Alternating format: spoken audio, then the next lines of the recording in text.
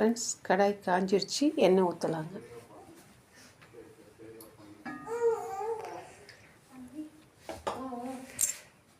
கடுகு போட்டேங்க.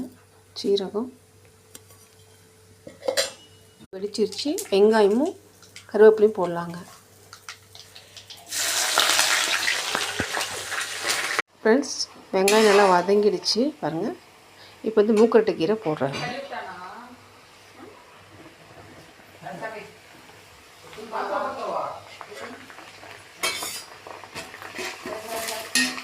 நல்லா வதங்கட்டுங்க.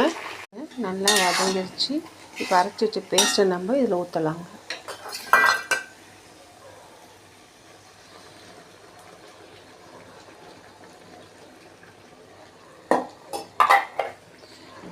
ஊற்றிட்டு நல்லா கலரணுங்க. நல்லா சுருண்டு வரணுங்க. சூப்பரான மூக்கரட்டை கீரை தொக்கு தயாராகிடுச்சுங்க. இது செஞ்சு பாருங்கள். உங்கள் ஃபீட்பேக்கை வந்து கொடுங்க. இதை பார்த்த அனைவருக்கும் என்னோட நன்றிகள்.